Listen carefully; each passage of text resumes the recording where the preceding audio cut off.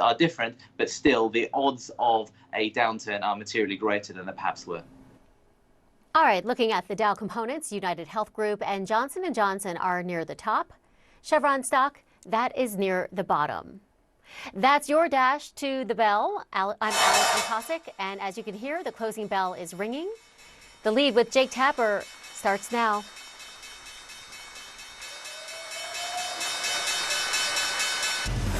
DC's new big debate, should you get 18 cents off a gallon of gas? The lead starts right now. Is something better than nothing? President Biden calls on Congress to suspend the federal gas tax, a proposal his former boss, President Obama, once called a gimmick. Plus, key Republicans publicly defending their support for a bipartisan gun bill. If I listened to all of the critics, I wouldn't get much done. What's in the bill, what's not, as Congress comes close on the first major gun reform in decades, we'll tell you next. And an investigation into a toxic work culture inside the NFL. Reports of a woman paid off to settle a sexual assault case against Dan Snyder, the owner of the Washington Commanders football team. What the league's commissioner Roger Goodell told Congress today about the new allegations.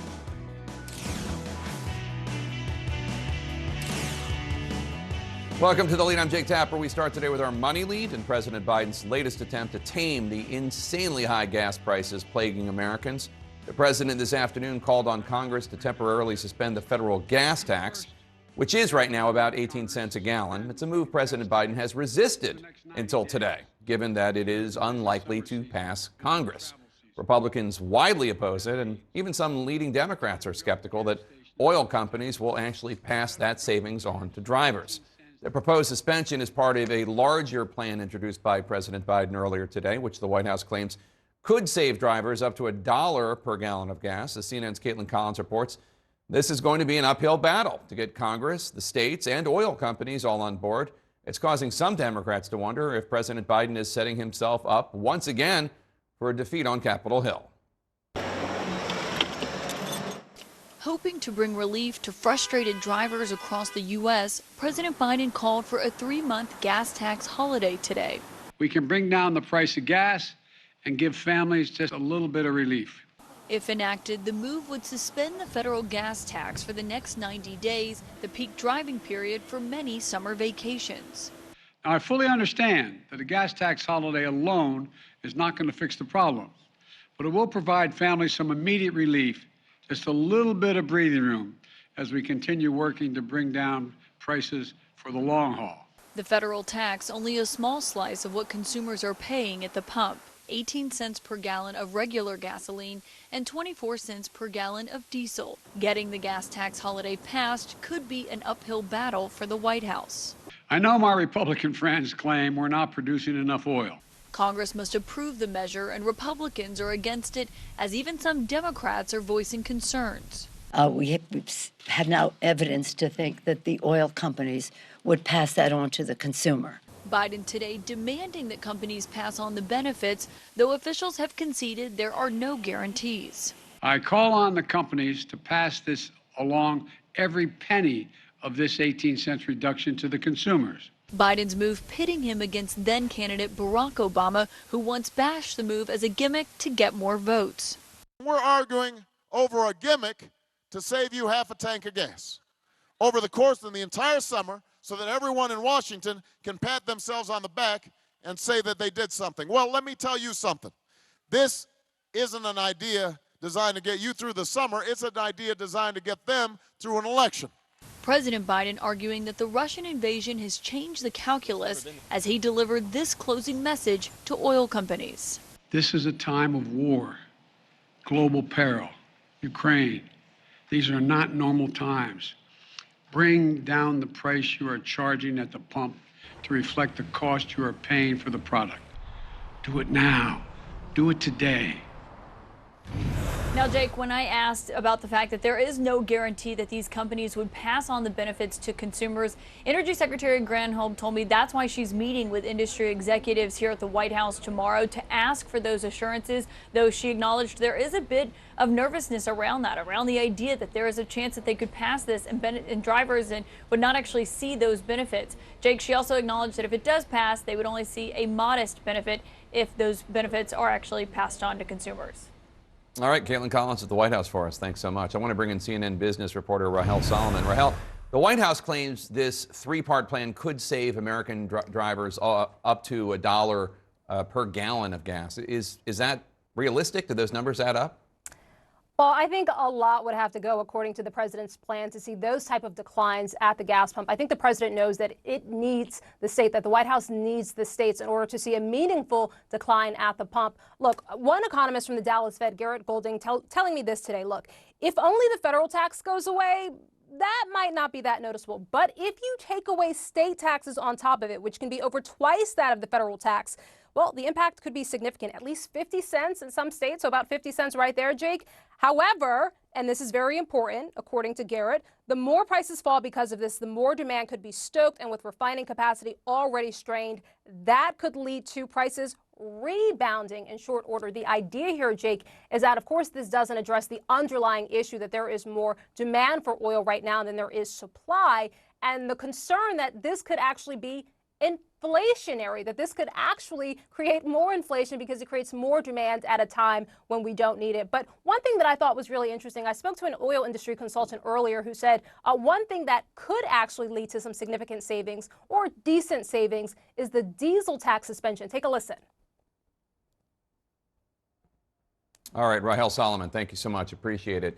Joining us now to discuss is Gene Sperling. He's a senior advisor to President Biden and the former director of the National Economic Council under Presidents Obama and Clinton. Gene, thanks for joining us. So President Biden just called on states to remove their own taxes on gas and diesel. It's something only a handful of states have done so far. Have you gotten any other governors on board with the president's plan? Well, Jake, as you said, and you just were discussing, obviously, the combined impact of states joining in a tax holiday, particularly with the surge in revenues many have had that has given them surplus, would be extremely helpful. I think the most important thing we've seen is that we've already seen a Wharton Penn study that shows in the first few states that did do a tax holiday that between 75 and 85% of that benefit was passed on to consumers. Now, that's still not enough, but I think it does show that if we could pass this federal tax holiday, if we could get states to join in suspending their gas taxes, and if the president is successful in putting appropriate pressure on oil companies and refineries to pass on those cost savings to consumers, that you could see something that could be quite helpful. Not a silver bullet, nothing's a silver bullet, but you do everything you can in a time like this. So should I take that as a no? You haven't gotten any governors on board yet? Oh, I mean, you're just asking today. I don't know what the response has been, just in the last 7-8 hours since he's announced it. But we're certainly having those discussions, and we have certainly looked at the record of what has happened so far. But I would expect that now that the president has raised this, particularly with, again, states having had a surge of growth and revenue since the American Rescue Plan passed, and with the president raising this, and the notion that there'd be a combined impact of 50 cents, and we'd like to see it be closer to $1 if we could get more refining capacity up and more benefits passed on to consumers. I think this would be significant. One point the president did make today is that we've seen oil prices go down $10. Normally that would drive gas prices down 25 cents. Instead, it's been about a nickel. So there's been some benefit, but not enough. And I think that it is appropriate for the president to make clear that at this time, a time of war, where there's record profits, let's put those profits to use, expanding capacity, and let's do everything in our power in a time of war to make sure we're giving some relief to American citizens who are just suffering really from this unthinkable aggression by Vladimir Putin. So Democratic Senator Tom Carper from President Biden's home state of Delaware, he tweeted, quote, "I'm glad that President Biden is exploring ways to lower gas prices at the pump. Still, Suspending the primary way that we pay for infrastructure projects on our roads is a short-sighted and inefficient way to provide relief. That is a loyal Democrat calling the proposal from the White House short-sighted and inefficient. So I don't know that you're going to be able to get enough members of the Democratic Party to support this. Well, I think the important thing is the president's made very clear that he would only do this if we are replenishing the trust fund so that there is no cost to our infrastructure payment. And I agree, and I think we all agree, this is not a proposal for all seasons. This is not a normal proposal for normal time. This is an exceptional proposal for an exceptional time, a time of war, and a time where we've seen a single factor, the Russian aggression and the global response to it, drive gas prices from $3.31, which is where they were on January 17th when Putin started his military exercises in Belarus, to close to $5. This is an exceptional time, and Americans are dealing with the, with the price pressures and the supply chain problems that have come in a really first ever shutting down and starting back up of the global economy. And we're on, I speak, when we're on shows like this, when we're talking to people, we say we're going to do everything we can. We say there's no silver bullet, but it adds up. And this is a piece of that. And 50 cents a gallon, I think that would matter to a lot of families. And if we could make that $1 a gallon with more cooperation and working together with oil companies, refineries, I think it could start to relieve some pressure. And I think there's a lot of families that would appreciate any gas price relief they can get. So your former boss, President Obama, said in his recent memoir that he opposed a gas tax holiday in 2008 because, quote, I was sure that consumers wouldn't see much benefit. In fact, gas station owners were just as likely to keep prices high and boost their own profits. He called the whole move political posturing designed to give the impression of action without solving the problem. So, obviously, then candidate Obama said that in response to candidate Hillary Clinton's proposal in April of 2008. And that was a time when, as you and I both remember, the main issue affecting the country was the financial crisis. That was issue number one.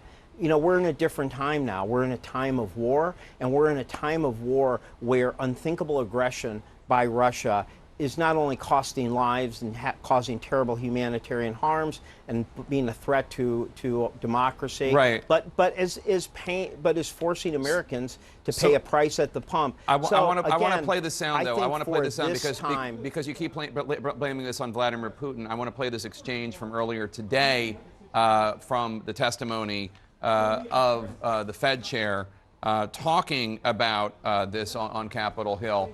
Talking about the role of the invasion. Take a listen. Given how inflation has escalated over the past 18 months, would you say that the war in Ukraine is the primary driver of inflation in America? No, inflation was high before, certainly before the war in Ukraine broke out. Inflation was high before the war in Ukraine broke out. That is clearly correct, and that is not contradictory with anything this president said. The shutting down of the global economy, the starting up of the global economy, the supply chain constraints that happened, you remember the impact Delta had on preventing that supply chain correction, the shutting down of semiconductor production in Asia, the effect that had on global auto production, the lockdowns in China. All those things affected inflation. And of course, this president was out there with the supply chain task force a year ago. So of course there was inflation related to the pandemic that took place before that. What is clear, though, is the gas price element is due solely to what we've seen from the aggression. That it was that $3.31 in January 17th was actually below the real average over the previous decade. Now it's been closer to $5, and you've seen $2 hikes in places like Canada and Germany. So there's no contradiction between the fact that, yes, we were struggling with pandemic-related supply chain and price pressures before this, but that the reason we've seen the gas price rise, both here and really around the world, is due to Putin. And the fact that I think inflation overall has tended to go up, that it averages 9.2% in the 38 major countries, has certainly, there's been a major contribution from the gas run-up due to Putin. But no, we've never suggested that is the only cause. It is one of the primary causes, though. Gene Sperling, thank you so much for your Thanks time. for having Appreciate me. it. Suspending the gas tax might help you at the pump a bit, but what about your groceries or your rent or your utility bills?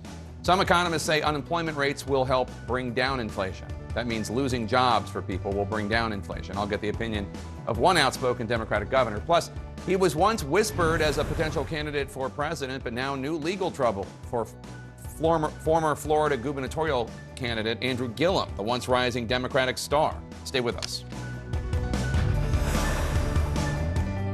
On Mission Ahead, a new spin on launching spacecraft into orbit. As a species, I think we just always look up and we say, well, that's the next frontier. Then, could this new zero-emission boat be the Tesla of the sea? Plus, preparing for the future, are cities that float the answer? On water, buildings don't have to be static.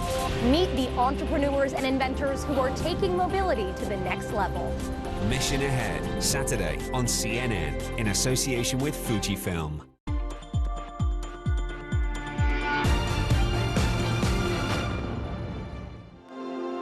Never before in the world have the traffickers had such disruption. There was a window where their model was frustrated. So I think we are on a massive moment of opportunity that we can't miss. Stop the Traffic is a global organisation that fights to prevent human trafficking, founded in 2005. It was probably 10 years ago where CNN came and filmed Stop the Traffic when we launched the chocolate campaign. An enormous number of people were turning around going, what are you doing? You know, why are you talking about trafficking around chocolate? And at that point, people weren't connecting the supply chains of businesses with the trafficking and exploitation of young boys in West Africa. Now, there is a Modern Slavery Act that has a supply chain statement and agenda that came into being in 2015 in the UK, and businesses are leading. So, do I believe change can happen and people can rethink? Absolutely. And I don't believe yet we've seen the picture of how the trafficking networks of this world work. I think we need to be looking at the money flows. We need to be looking at the movement flows. We need to bring real changes that would disrupt the traffickers, frustrate their model, and maybe make them have to pivot again.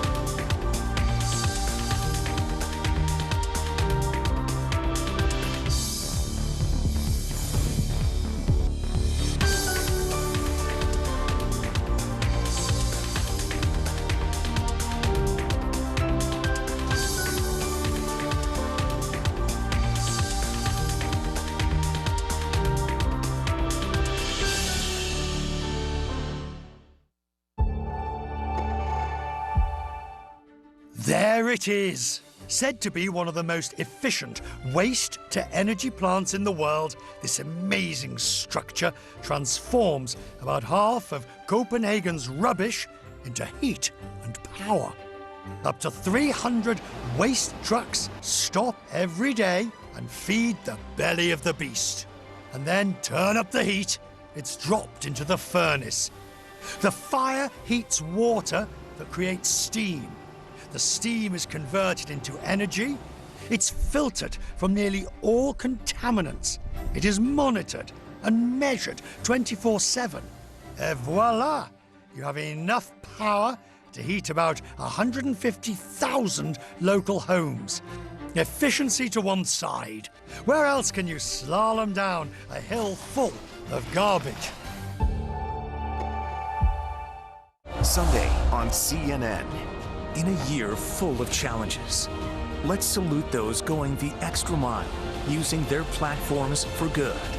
CNN Heroes Salutes, hosted by Erin Burnett. Sunday President Biden's proposal for a gas tax holiday prompts the question, how much of a difference would it make in different states across the country? Here with me to discuss, New Jersey's Democratic Governor Phil Murphy.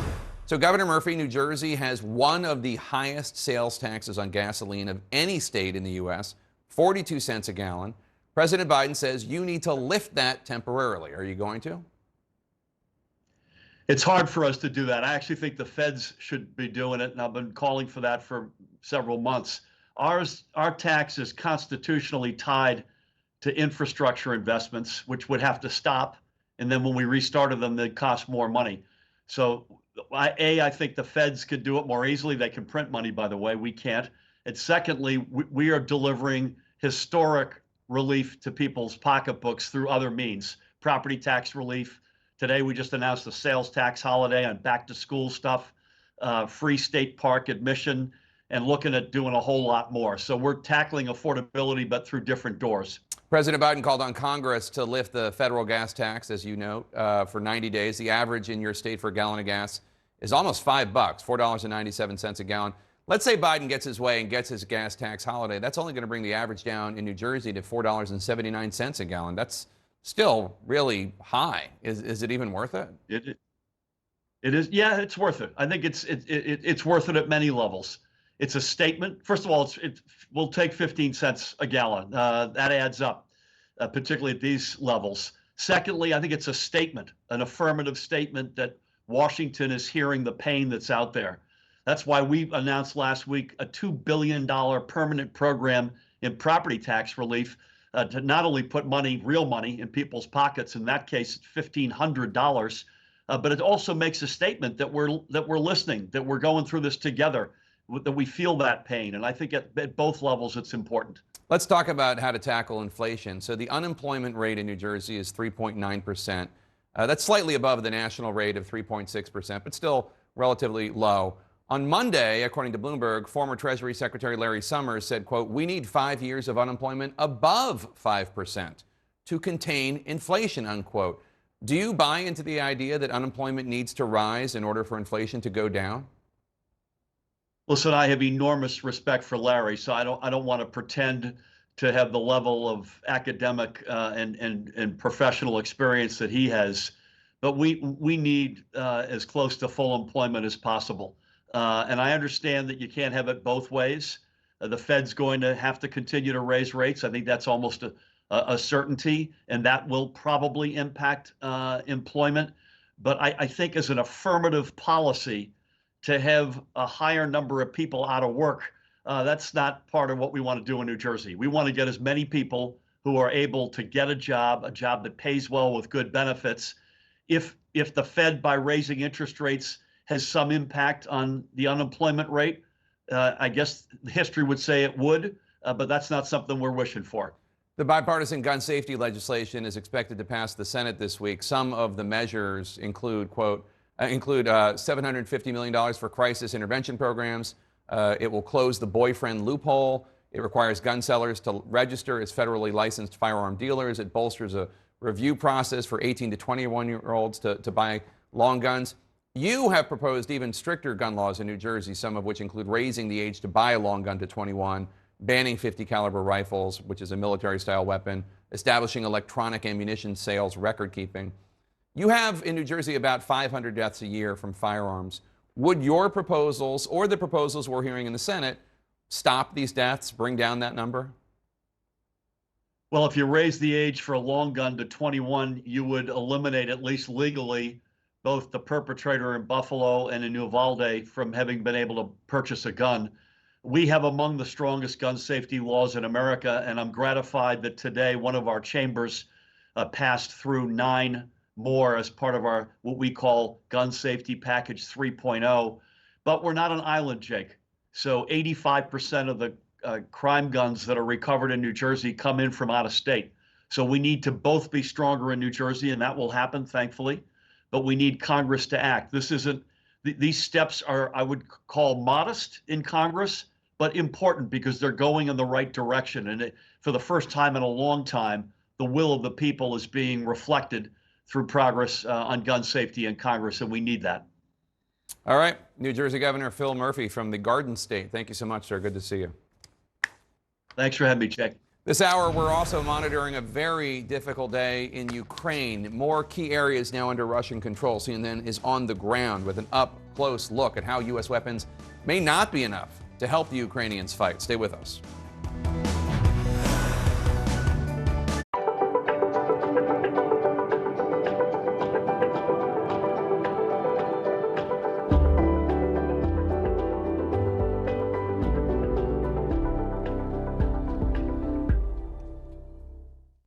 I'm Nick Watt in Los Angeles, and this is CNN. Heard it all before, but have you heard it like this? The ultimate disruptor looks set to shake up our world. What's really going on? Fast-paced news, in-depth reports, and fact checks from the perspective of The Global Brief with Bianca Nobilo. Tonight on CNN.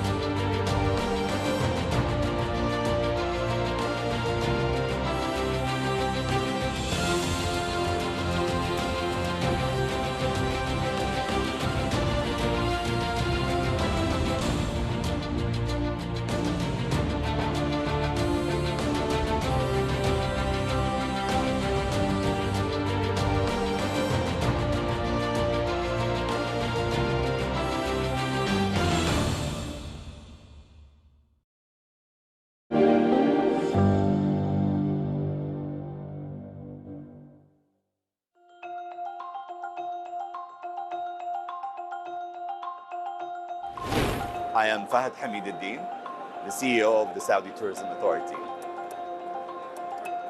I think if you think of travelers in today's life, they want to immerse in what's authentic.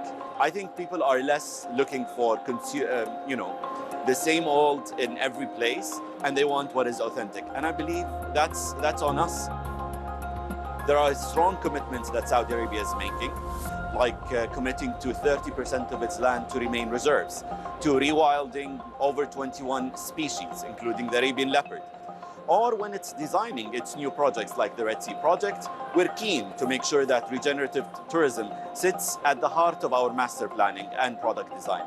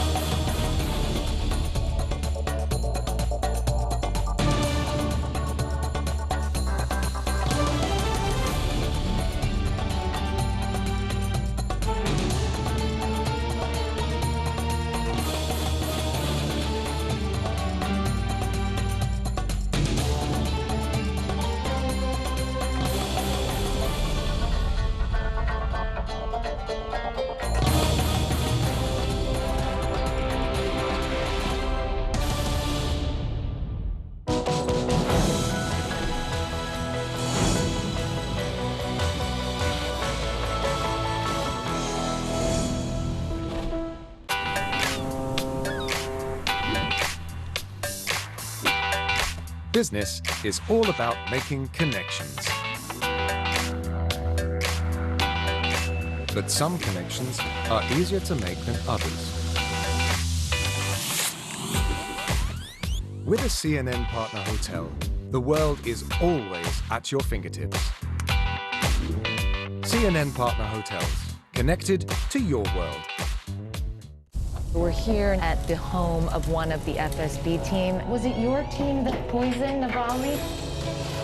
What do you want the world to know? People are so exhausted. Just gonna help her carry this bag.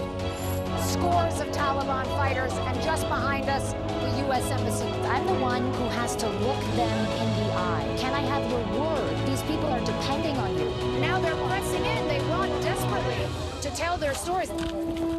This is CNN. More people get their news from CNN than any other news source. A devastating week for Ukraine tops our world lead today. Ukrainian forces have lost key defensive positions in the south and northeast of the country. In just the last 24 hours, Ukrainian officials admit villages around the last standing city in Luhansk under Ukrainian control had been captured by Putin's army. CNN's Ben Wiedemann visited Ukrainian soldiers firing on Russian positions with powerful U.S.-supplied howitzers, the same type of long-range gun Russia claims they've destroyed today, though it is unclear how many. It is obvious Ukraine needs more weapons, and quickly. New rounds soon to be loaded into the breach. These Ukrainian troops wait for the order. They're preparing to fire this gun. Ukraine has received more than 100 M777 howitzers, but we've seen steadily the Russians are gaining more and more ground. This helps, but it may not be enough. With sophisticated U.S.-made and supplied 155mm howitzers like this, Ukraine hopes to counter Russia's massive superiority in firepower. That superiority has allowed Russian forces to push forward, subjecting cities like Severodonetsk and Lysychansk to intense bombardment. This drone footage shows Russian tanks entering the town of Toshkivka, just outside Severodonetsk. Outnumbered and outgunned in the east, Ukraine is warned Russian forces may soon intensify their attack. This artillery is firing rounds with a range of around 20 kilometers or 12.5 miles. The target, we're told, Russian armored personnel carriers. Thanks to the Americans, I think we can win this war, says Bogdan. The only problem is we need more barrels, more artillery, and more ammunition. Or in plain English, we need your help. Enough weapons to fight. His comrade Grach puts a number to it. Weapons to win. We need at least 500 of these guns, he says. This has become an artillery war, and victory in this war will come from the barrel of a gun.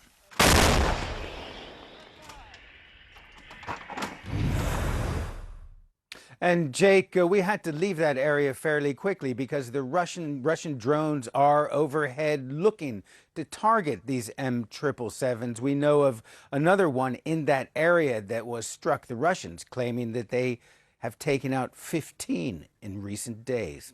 Jake? All right, Ben Wiedemann in Ukraine for us. Thank you so much. Coming up next, the gun debate here in Washington, D.C., how some Republicans are pushing back on criticism from within their own party on negotiating this deal with Democrats. Stay with us.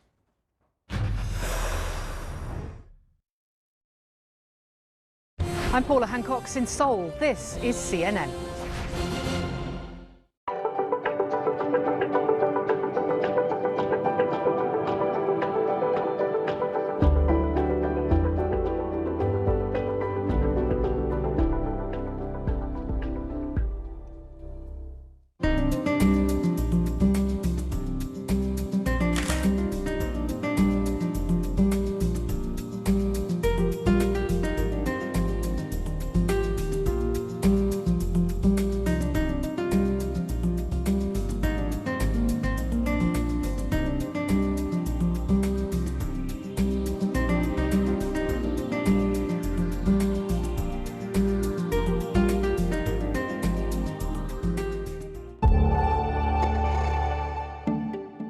I think that there's an understanding that wellness and fitness and well-being is important in a COVID world.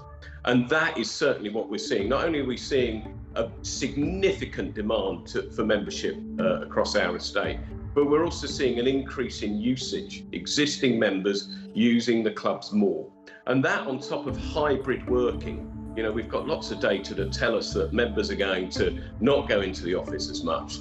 We're a suburban-based business. We're seeing people come and use the clubs differently. And that is all positive for us. So on the negative side, we've got an increase in the cost base. But on the positive side, we've got a greater demand for what we're offering. I think someone has to be absolutely committed to improving their mental and physical well-being. But we will hold their hand every step of the way.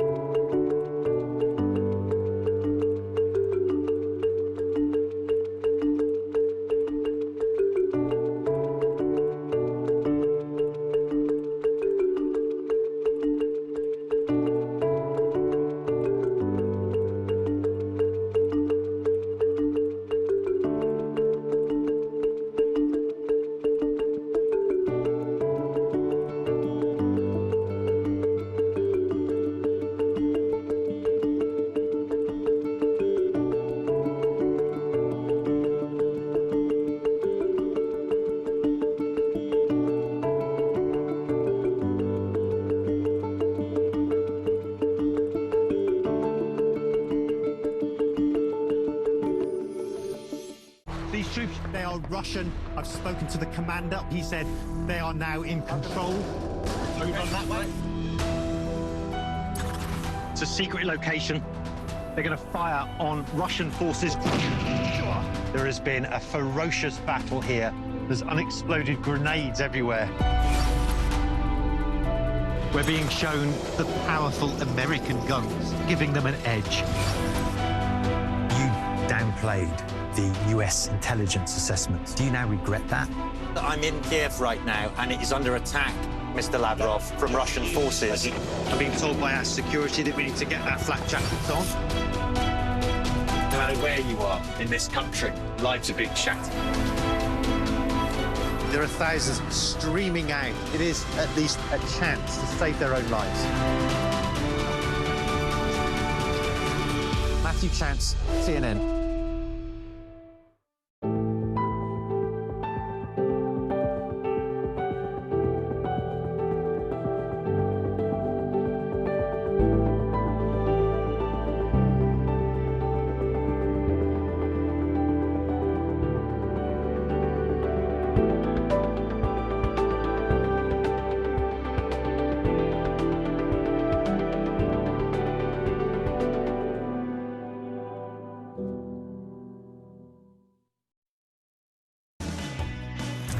In our politics lead now, the U.S. Senate appears on the verge of passing what would be the most significant gun safety legislation in nearly 30 years in the United States.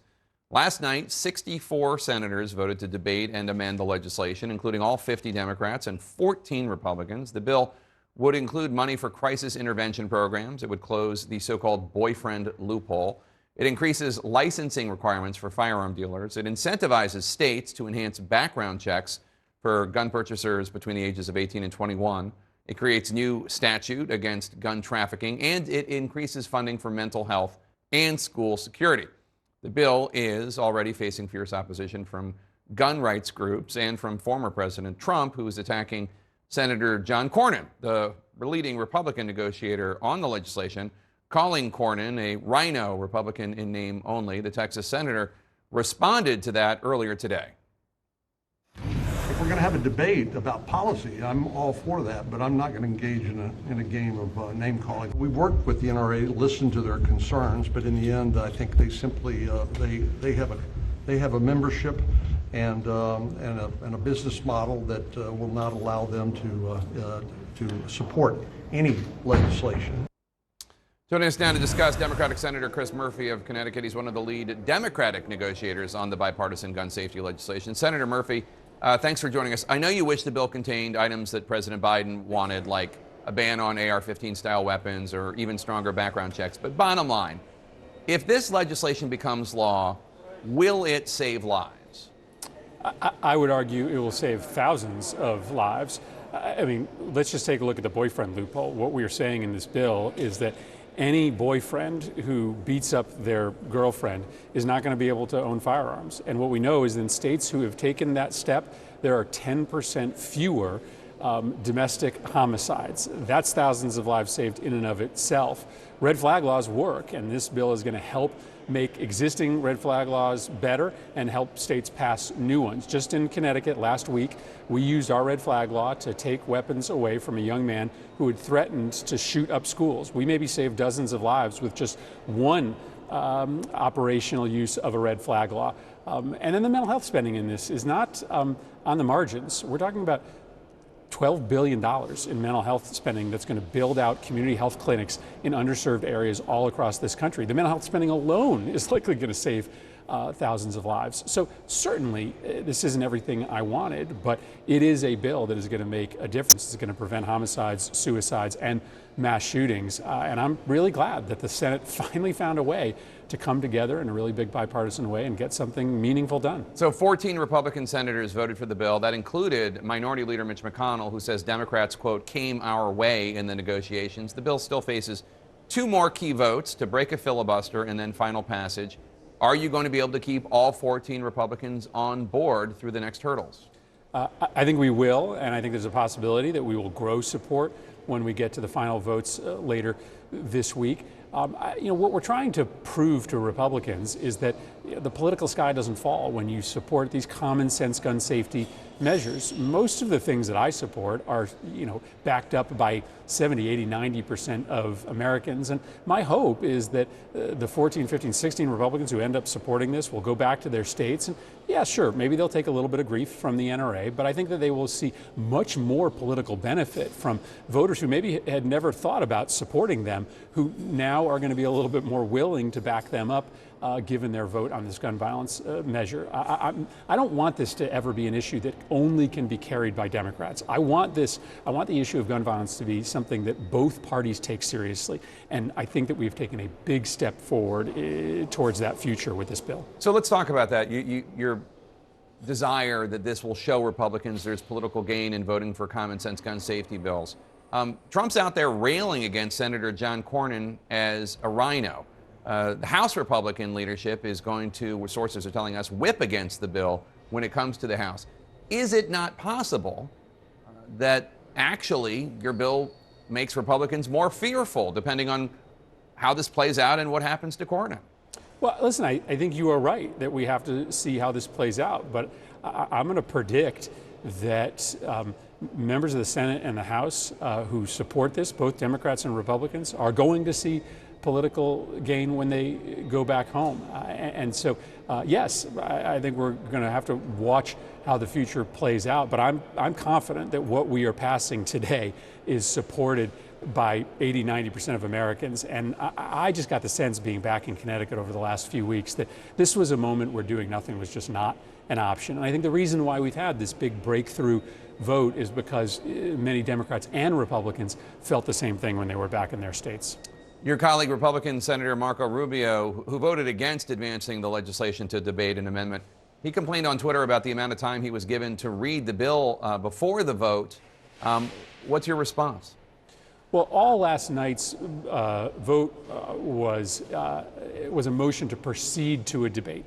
So it is true that the final text of the bill came out shortly before that vote, but that wasn't final passage. It wasn't even cloture on debate. It was a procedural motion to just begin debate. So we'll have plenty of time for every senator to read through the text of this bill, to have answered any questions. And my hope is that by final passage, we will have earned Senator Rubio's vote, one of his pieces of legislation that has been sponsored by parents in Parkland as part of this bill. We're hopeful that we'll earn his vote and maybe some other Republican votes that weren't ready to get there last night. Yeah, he pushed the red flag bill after the horrible Parkland shooting. Senator Chris Murphy, thank you so much. Best of luck and have a good weekend. Thanks a lot. Ahead, the damning allegations against the NFL and the Washington Commanders, a sexual assault case, the $1.6 million settlement, and the investigation before Congress into a toxic workplace at team offices. Stay with us. I'm David McKenzie in Cape Town, and this is CNN. On Mission Ahead, a new spin on launching spacecraft into orbit. As a species, I think we just always look up and we say, well, that's the next frontier. Then, could this new zero-emission boat be the Tesla of the sea? Plus, preparing for the future, are cities that float the answer? On water, buildings don't have to be static. Meet the entrepreneurs and inventors who are taking mobility to the next level. Mission Ahead, Saturday on CNN, in association with Fujifilm. Afghan women are afraid that this is the beginning of your efforts to erase them from the workspace. It's not clear. Even if we appear with the burqa, maybe they will say that women's voices are forbidden. Did you ever imagine that you would be prevented from going to school? Girls' education is fundamental to the dignity of Afghan life. Do you believe that young girls will be allowed to go to school here in Afghanistan?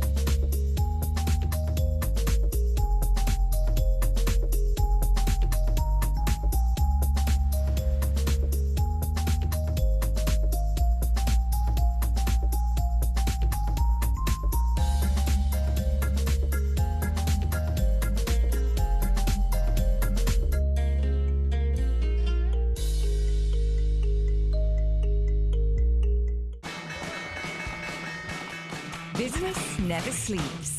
As the sun sets in Seoul and Shanghai, deals are signed in Dubai, and Europe is already in play. New York prepares to make its first move. I'm Julia Chatterley, journalist, global market analyst, and host of CNN's First Move. Join me in the financial capital of the world for market-moving perspective on the news influencing global politics, culture, and finance. I'll speak to newsmakers, risk takers, and the ultimate game changers. Bold moves, big deals, winning trades. It's all right here. Make CNN your first move. First Move with Julia Chatterley. Weekdays on CNN.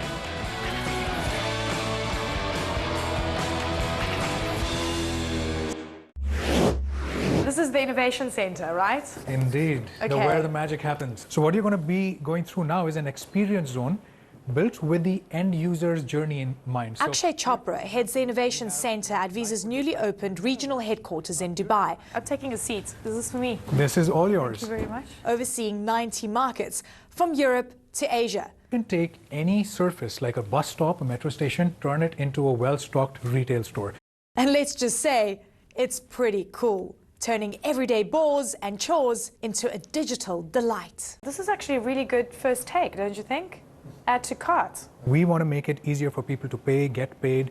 We work with governments, with fintechs, with banks, with merchants of all shapes and sizes to help build payment experiences that are more convenient, more seamless, and more secure. In a region where cash is king, Akshay says the global pandemic accelerated the move to digital. You can help the refugees from Ukraine. Join the over 80,000 who've already raised millions for food, shelter, and more. Explore cnn.com/impact. Click to take action. What in the world is going on in Texas right now? A ruby red state gets redder. Money is what's pushing Texas to the far right. Why? Is this about being conservative or is it about control? CNN investigates deep in the pockets of Texas. Saturday on CNN. A once rising Democratic star in Florida has just been indicted on federal charges. Prosecutors are accusing Andrew Gillum, who lost the 2018 race for Florida governor against Ron DeSantis, of 21 counts of conspiracy, wire fraud, and making false statements.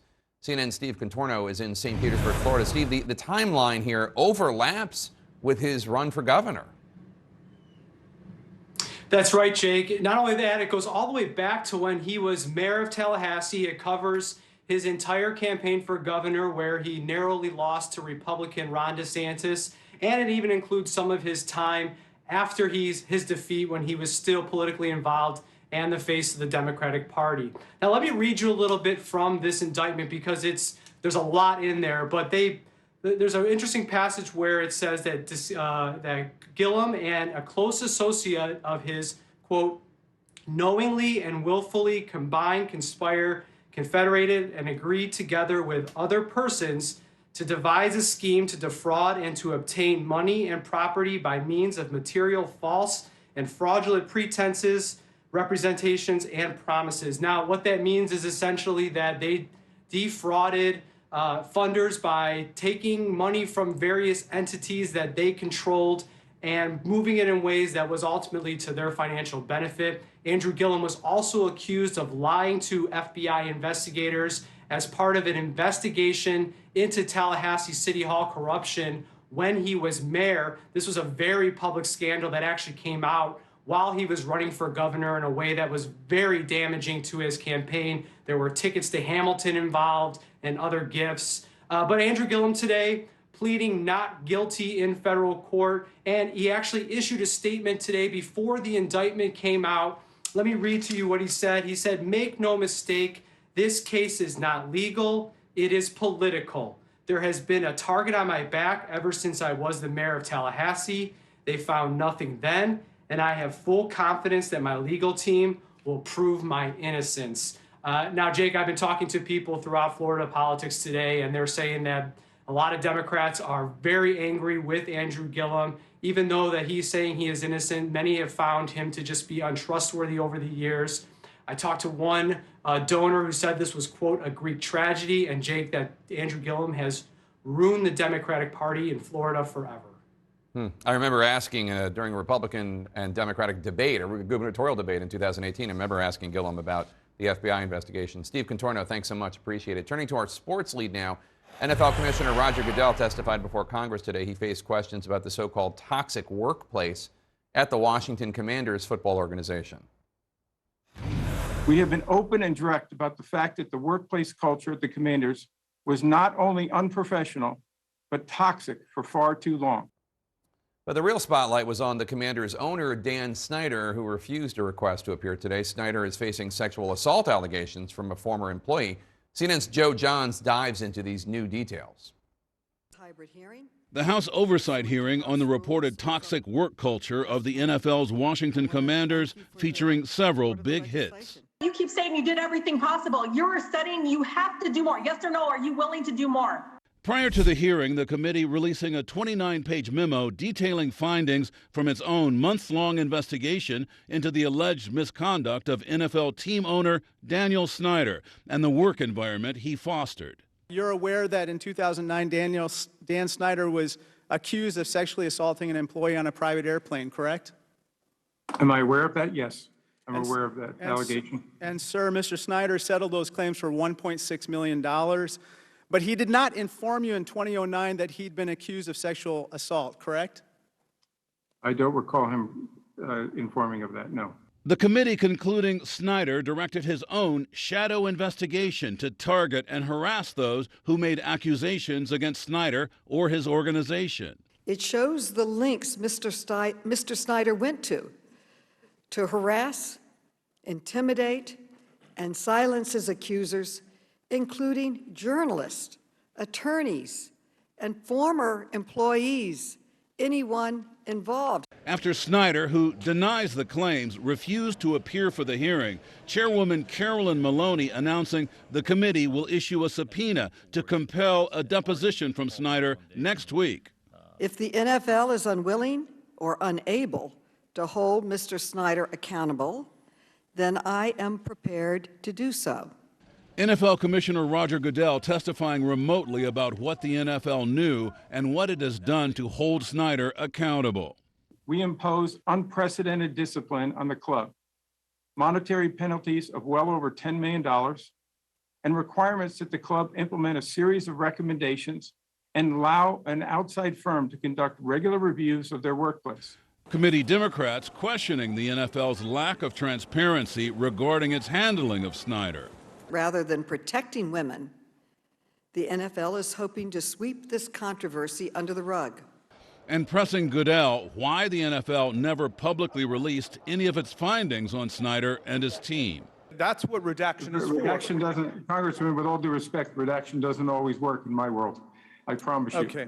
We need to take extra steps to make sure these people who did come through and courageously come forward. All right. I got to reclaim my time. Meanwhile, several Republicans bashed the hearing, saying Congress has no authority over a private organization like the NFL. What is the purpose of it? You can bang the gavel all you want, but I don't really care. What is the purpose of continuing this, Madam Chair? This hearing is a sham, and it's a farce, and it's a clown show. A spokesman for Dan Snyder issued a statement before today's hearing. He said the committee's investigation into the team was predetermined from the beginning, calling it a politically charged show trial, and suggested that going forward the committee should focus on, quote, more pressing issues instead of an issue the team addressed years ago. Jake? Hello, everyone. I'm Allison Cossack in New York. We're now going to leave the lead with Jake Tapper and take a